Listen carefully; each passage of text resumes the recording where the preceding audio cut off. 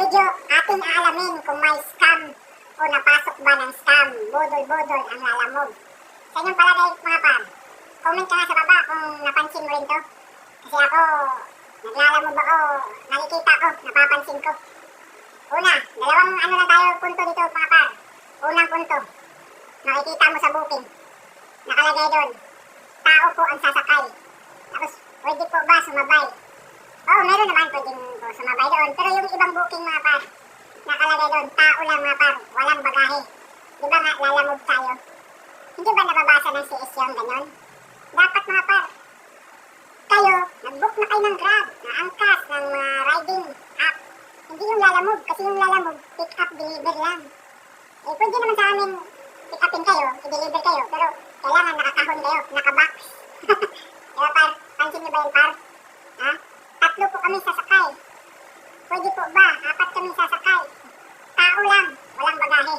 Yun ang point ko. Unang punto. Pangalawang punto mga par. Mabilis ang video lang to. Kasi magbiyahe pa ako. Pangalawang punto.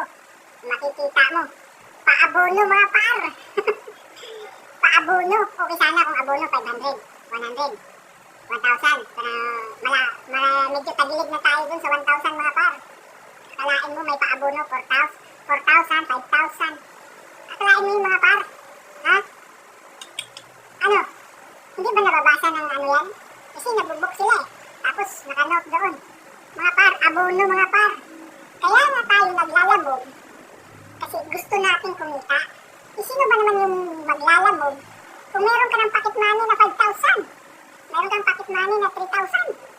Mga par, kung may ganun kang pera, ba't ka pa magpapagod magbiyahe? Deliver, pick up. Diba? Ba't ka pa maglalamog? Kaya may pocket money ka ng 5,000. Mga par, abono. Mag-ingat tayo sa mga ganyan mga par. Baka budol scam yan. Ha?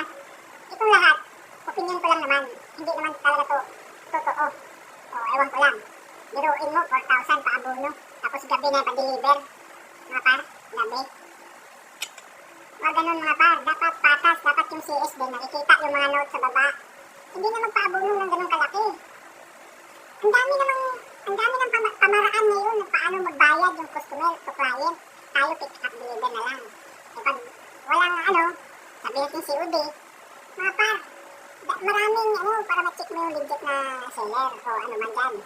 At maraming paraan na pagbayad, GCash, Emaya, bank transfer. Mga par, tapos paabono nyo sa lalamog, driver. Naku, kung kami may 5,000 pocket money, ba't pa kami mag-deliver? Ba't pa kami magpapagod ng biyahe?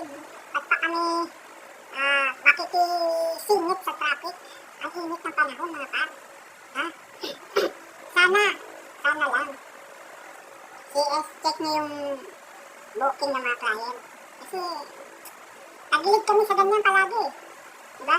Tagilid kami dyan. Ilang par, kung napansin nyo to, mag-comment ka sa baba. God bless us.